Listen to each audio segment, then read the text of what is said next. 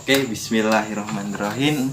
Assalamualaikum warahmatullahi wabarakatuh. Waalaikumsalam warahmatullahi wabarakatuh. Jadi di sini saya Putra Nugraha akan mewawancarai narasumber kita, Pak Adi Setiawan, yaitu salah satu guru di SMA Negeri 1 Sekampung ya. Ya. Mungkin bisa diperkenalkan dulu Pak Adi Setiawan. Baik, assalamualaikum warahmatullahi wabarakatuh. Saya Adi Setiawan, guru SMA Negeri 1 Sekampung, Lampung Timur. Kesempatan kali ini luar biasa ini, datang Mas Utara ini. Kira-kira apa yang bisa kita diskusikan ini? Topik yang menarik seperti itu. Bentar ya.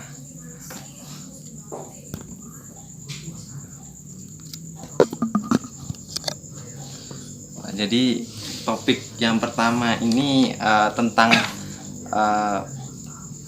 Tugu Monumen Mardi Rahayu, Pak Adi. Jadi Ya. kan saya lihat dari tulisan-tulisan Pak Adi, yaitu membahas tentang Tugu Mardi Rahayu di beberapa tulisan.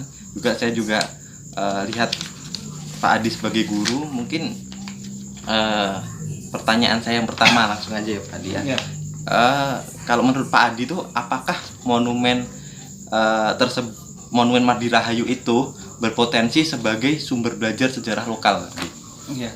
Ini tentang monumen Mardi Rahayu ya. Ya. Ya, monumen Mardi Rahayu ini adalah salah satu monumen yang ada di Pekalongan, Kecamatan Pekalongan, Lampung Timur, yang mungkin belum banyak dari masyarakat yang tahu. Namun jika kita kaitkan apakah monumen ini punya nilai, kemudian jika kita gunakan sebagai sumber belajar sejarah lokal, itu bagaimana? Tentunya keberadaan monumen sangat membantu. Tidak semua ruang sejarah atau tempat sejarah itu diberikan suatu penanda atau bukti, dalam hal ini monumen. Jadi keberadaan Monumen Mardi Rahayu yang merupakan salah satu ruang berlangsungnya peristiwa mempertahankan kemerdekaan pada saat itu di Lampung Tengah, ya, atau pada saat itu nama desanya adalah Desa Ganti Warno, yang sekarang berubah menjadi Ganti Mulyo, yaitu sangat bisa dijadikan sebagai sumber sejarah lokal, baik itu bagi masyarakat yang ada di desa itu untuk mengenang bagaimana dulu warga sekitar bersama dengan TNI, Laskar itu berperang melawan Belanda, dan terlebih bagi generasi muda yang ada di Pekalongan khususnya dan Lampung Timur secara umum, bahkan metro yang memang dekat dengan Pekalongan, keberadaan monumen itu sangat bisa menjadi sumber sejarah. Jadi bisa mengajak mulai dari generasi yang paling muda, SD, kemudian SMP maupun SMA, untuk bisa menengok. Nah, bahasanya dulu nih di tempat ini yang sekarang berdiri monumen ini ada peristiwa yang mungkin sangat penting bagi berlangsungnya perang itu, mempertahankan kemerdekaan, khususnya yang ada di Lampung Tengah pada saat itu, Mas. Oh, luar biasa sekali ya. Berarti monumen tersebut secara istilahnya bisa lah dimanfaatkan sebagai sumber belajar sejarah lokal ya. Iya, betul. Jadi sudah memenuhi persyaratan. Selanjutnya kalau kita itu mungkin ke ini ya, di ke Jogja, di sana ada beberapa monumen. Misalkan monumen serangan umum 1 Maret, kemudian pemerintah membuatkan monumen sehingga saat kita itu berkunjung ke sana, kita melihat, oh, di sini dulu ada peristiwa. Nah, itu semacam itu, Mas. Jadi ini sangat luar biasa mungkin bagi penyampaian narasi sejarah yang mungkin jika diberikan dalam teks buku, siswa mungkin kurang antusias atau masyarakat kurang begitu memahami, tapi ini divisualisasikan ke dalam bentuk monumen yang di situ ada ini ya, karakter dari pejuangnya.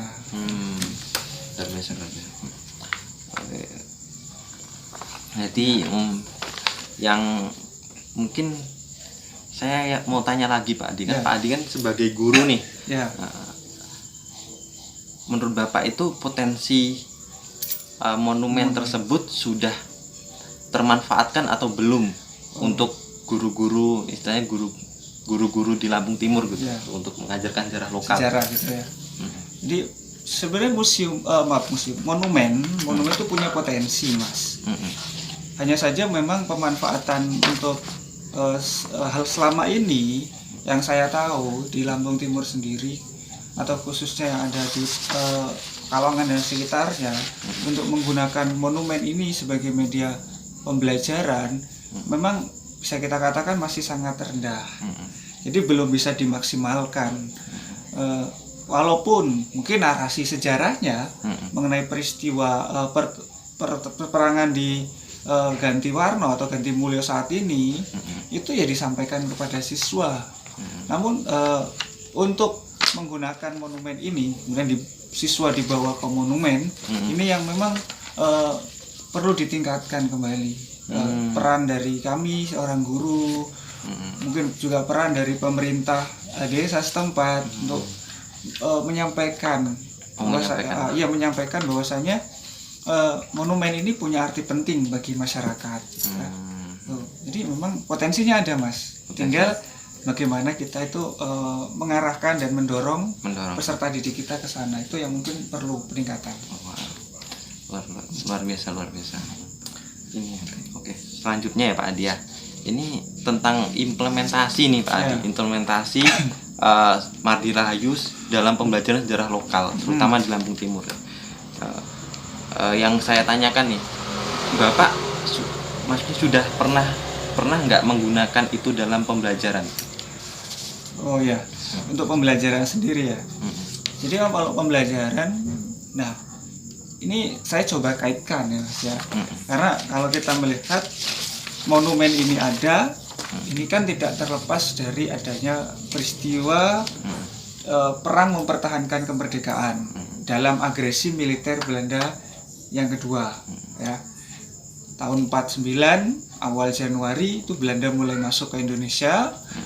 Maka kemudian beberapa daerah di Lampung Tengah termasuk di Pekalongan, di Ganti Warno, ini kemudian datanglah Belanda. Nah peristiwa ini itu masuk ke dalam kompetensi dasar yang ada di kelas 11. Ini peristiwa usaha mempertahankan kemerdekaan Indonesia. Jadi kaitannya dengan apakah keberadaan monumen ini kemudian dijadikan sebagai sumber sejarah dalam pembelajaran di sekolah, ini ya saya coba cuplik juga Mas. Ya, saya coba cuplik bahwasanya memang di tempat kita nih, gitu kan ya, tempat kita yang dekat dengan kita. Kalau kita bicara agresi kan pasti ke Jogja, Jakarta, gitu kan Mas ya. Jadi ternyata di tempat kita ini ada peristiwa dan monumen ini ada di dekat kita. Jadi ini sebenarnya sangat bagus apabila bisa menggunakan dua sisi sejarah nasionalnya ada, sejarah lokalnya juga ada. Nah, jadi ya bisa menggunakan monumen Mardi Rahayu ini sebagai pembelajaran sejarahnya tadi.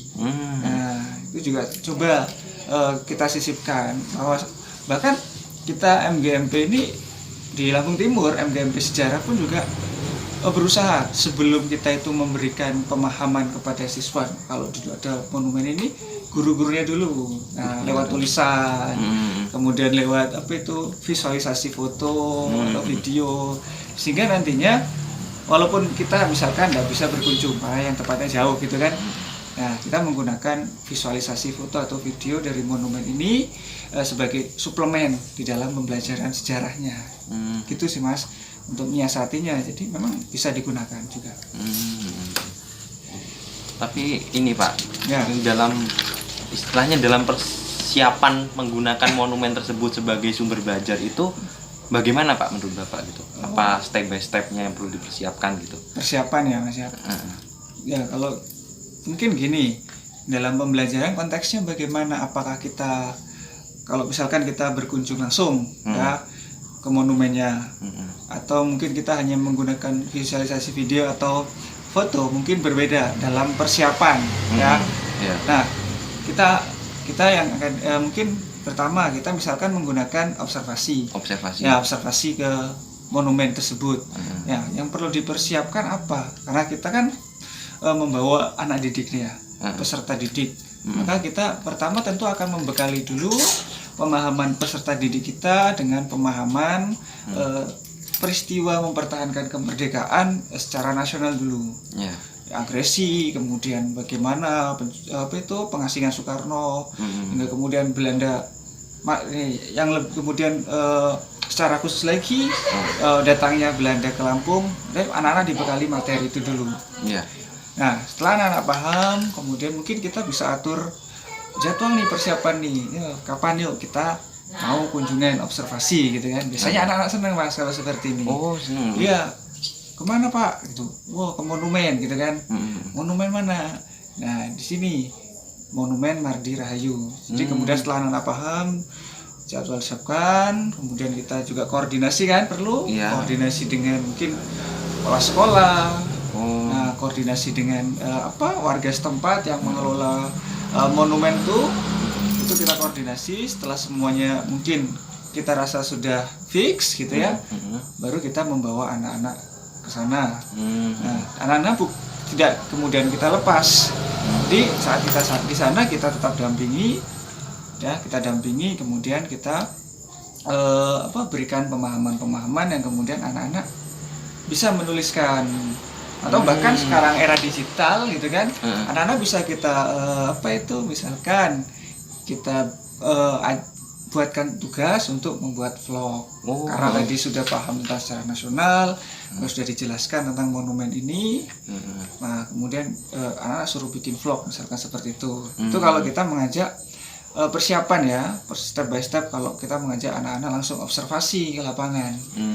Nah, kalau misalkan tempatnya yang jauh nih dari monumen ini, mungkin kita bisa menggunakan tadi visualisasi foto, atau video, ya mungkin kita juga bisa ambil nih dari sekarang kan YouTube itu kan bisa mewakili pembelajaran ya di kelas, sehingga menghadirkan konten-konten tentang monumen ini kepada anak-anak, kemudian anak-anak melihat, mengamati.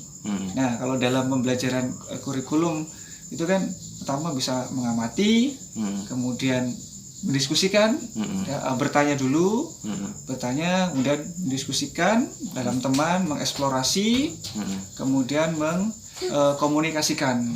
Jadi itu mungkin tahapan-tahapan kalau memang kita tuh belajar di dalam kelas. Nah, artinya di era digital sekarang ya kita bisa mengamati ini bentuknya seperti ini, ditambah nanti kemudian pemahaman dari guru, memahamkan siswa, atau di-combine dengan sumber-sumber lain, baik itu buku tentang monumen ini, atau kita ambil artikel dari internet dan lain sebagainya.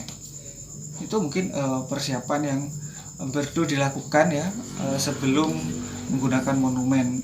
Dan tentunya ya tadi, dalam perencanaan guru juga harus lebih siap ya, siap dalam RPP-nya. Siap. Jadi sangat lumayan banyak ya yang perlu disiapkan gitu. Terus kalau dalam pembelajaran nih Pak, kan ada instrumen tuh, instrumen pembelajaran. Terus kalau menurut Bapak itu dalam pembelajaran menggunakan Monumen Mardi Rahayu ini instrumennya seperti apa Pak, atau bagaimana gitu? Instrumennya tadi ya. Jadi kalau instrumen misalkan tadi kan kita singgung gitu ya, ada yang observasi. Nah, kalau observasi mungkin kita buatkan seperti instrumen penilaiannya bisa ke dalam 3 ranahnya ya, pengetahuan, kemudian keterampilan maupun sikapnya. Nah, misalkan untuk pengetahuan, instrumen penilaiannya ya, itu kita ambil buatkan misalkan soal-soal yang menguji pemahaman peserta tentang monumen ini. Nah, untuk keterampilannya bisa saja kita buatkan tadi proyek. Proyek misalkan bikin vlog tadi, anak bikin vlog, dari keterampilan dia menyampaikan, membuat video dan sebagainya. Kemudian sikap anak selama dia belajar terhadap sumber sejarah Monumen Mardi Rahayu ini, sikapnya yang terlihat apa disiplinnya, kerjasama dan lain sebagainya. Jadi mungkin instrumen yang perlu kita siapkan adalah penilaiannya terhadap apa yang dilakukan oleh siswa atau peserta didiknya. Jadi persiapannya seperti itu. Kalau instrumennya sudah, prosesnya Pak sekarang prosesnya bagaimana gitu? Step-stepnya gurunya berperan sebagai apa gitu, muridnya sebagai apa gitu, mungkin bisa dijelaskan Pak Adi. Ya. Nah, pembelajaran hari ini atau sekarang itu kan berusaha untuk mengedepankan pembelajaran student oriented kan ya. Jadi siswa yang aktif. Ini dalam proses pembelajaran dengan menggunakan monumen, ini yang tadi kita sudah diskusikan sebagai contoh tadi saat observasi gitu kan. Jadi proses-proses itu pun juga harus mengedepankan aktivitas siswa, terfokus pada siswa. Walaupun guru hanya sebagai fasilitatornya saja, membimbing, kemudian mungkin bisa sebagai narasumber dalam artian narasumber itu memberikan pemahaman kepada siswa kaitannya dengan materi-materi yang mungkin tidak ada di monumen tersebut ya. Karena di monumen tersebut kan mungkin ada yang bisa kita tahu ini di prasastinya tertulis surat perintahnya Kopral Cokro. Mungkin dalam hal lain mungkin bisa disampaikan oleh guru. Kemudian siswa dalam proses itu yang kemudian yang aktif mengamati ini monumen itu latar belakang sejarahnya apa gitu kan, kenapa dibuat di situ, kemudian mungkin bisa menceritakan detail dari adanya monumen itu, bentuk monumen itu dan apa nilai apa yang bisa mereka tangkap dari adanya monumen itu. Gitu kan? Ini mungkin proses pembelajarannya seperti itu menggunakan monumen Mardi Rahayu. Nah, selanjutnya Pak, kalau menurut Bapak nih dari hal-hal tersebut itu manfaatnya itu apa? Manfaat dari monumen ini? Nilainya. Iya. Kita belajar sejarah itu kan kita belajar tentang peristiwa, belajar tentang tokoh dan mungkin belajar yang lain-lain ya. Keberadaan monumen Mardi Rahayu di belakangnya memiliki banyak latar peristiwa di tahun 49 itu kan ya. Iya. Maka ada beberapa hal yang mungkin bisa ditangkap atau manfaatnya. Manfaat sejarah baik itu nilai edukatifnya bagi siswa dalam hal pendidikannya, bisa menumbuhkan karakter-karakter yang baik gitu kan. Karena di situ ada peperangan, berarti ada semangat heroisme, semangat pantang menyerah, semangat rela berkorban, mungkin kerjasama. Di situ muncul, kalau kita lihat dalam filosofisnya masyarakat Lampung, ada Sakai Sambayan gitu kan ya. Kalau masyarakat Jawa filosofisnya ya gotong royong atau sambatan. Dan ini adalah nilai-nilai itu bisa kita ambil dari keberadaan monumen ini. Ya, mungkin kalau tidak ada monumen ini, kalau kita ceritakan dulu di sini ada perang, ya mungkin anak-anak masih terbayang-bayang. Tapi dengan adanya monumen ini, di situ ada sosok tentara, gitu kan ya, yang memegang senapan, akan muncul dulu ternyata di sini ada perang, ada tentara, tembak-tembakan sama Belanda, gitu kan. Maka muncul rasa heroisme tadi, muncul rasa kebanggaan bangsa kita, gitu. Itu yang pertama, edukatifnya. Mungkin ada juga nilai inspiratifnya, gitu kan. Dari pejuang Cokro, misalkan Kapten Cokro, gitu kan. Walaupun dia pangkatnya nggak tinggi-tinggi amat, gitu kan ya, tapi dia bisa menjalankan siasat yang dia terima untuk menghalau Belanda. Nah, ini bisa jadikan nilai inspiratif bagi masyarakat atau khususnya bagi generasi muda, bahwasanya sesuatu yang mulia, sesuatu yang positif itu bisa kita raih dengan kerja keras, dengan semangat, nilai inspiratifnya. Dan tentunya kalau anak sekarang pasti berkunjung ke suatu tempat sejarah tidak terlepas dari nilai ininya, apa itu, rekreatifnya, wisatanya gitu kan ya. Jadi ada nilai wisata juga kita berkunjung ke monumen Mardi Rahayu ini. Walaupun ada di desa, tapi monumen ini ya nggak kalah dengan monumen-monumen lain di daerah kampung gitu kan. Jadi banyak manfaat yang kita ambil apabila kita belajar atau menggunakan monumen ini sebagai sumber sejarah. Nah, gitu ya. Kan saya tahu Bapak udah ngelihat sih, ngelihat langsung keadaan monumennya gitu. Nah, menurut Bapak ini yang kendala seumpamanya itu dijadikan sumber belajar itu apa, Pak? Oke. Kendalanya ya, kendala mungkin ini ya, informasi yang terperinci dari monumen itu. Itu yang mungkin apabila kita ke sana gitu kan ya, tanpa didampingi oleh yang memang tahu sejarahnya, itu masih sangat kurang ya.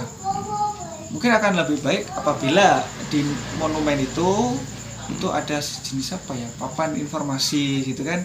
Jadi selain melihat, bagi orang yang mungkin datang ke sana, entah itu cuma sekedar lewat atau memang benar-benar ingin tahu, itu bisa tahu, oh di sini tertulis demikian gitu kan. Nah, kalau memang dengan guru, mungkin gurunya tahu, bisa menyampaikan. Karena dalam di monumen ini sendiri yang namanya pelaku sejarahnya pun juga bisa kita katakan sudah sedikit gitu kan. Nah, itu mungkin kendala yang bagi masyarakat secara umum ya. Nah, bagi saya sendiri untuk mengajarkan ke peserta didik ini ya, memang karena keterbatasan dari sumber sejarah, memang belum banyak hal yang mungkin bisa kita kupas tentang monumen ini ya, sehingga harapannya sih kita bisa tahu lebih dalam, sehingga nantinya peristiwa yang secara terperinci, secara kronologisnya bisa tersampaikan. Nah, itu mungkin. Dan kendala lain mungkin bagi kita sebagai seorang guru yang jauh gitu ya dari monumen itu belum bisa maksimal untuk bisa berkunjung ke sana. Walaupun itu mungkin ke sana sangat bagus sekali. Nah, maka tadi yang seperti yang kita diskusikan, menyiasatinya adalah menghadirkan monumen itu dalam kelas dalam bentuk foto atau gambar atau video. Jadi akses untuk berkunjung tadi ya. Dan kan cuma satu itu ya, kecuali kalau misalkan di sana ada banyak objek, misalnya bisa sekaligus mungkin seperti kunjungan ilmiah ke sana gitu. Nah, mungkin bagi sekolah-sekolah yang dekat itu tidak masalah. Bagi sekolah yang jauh mungkin kendala jarak itu tadi. Jarak ya.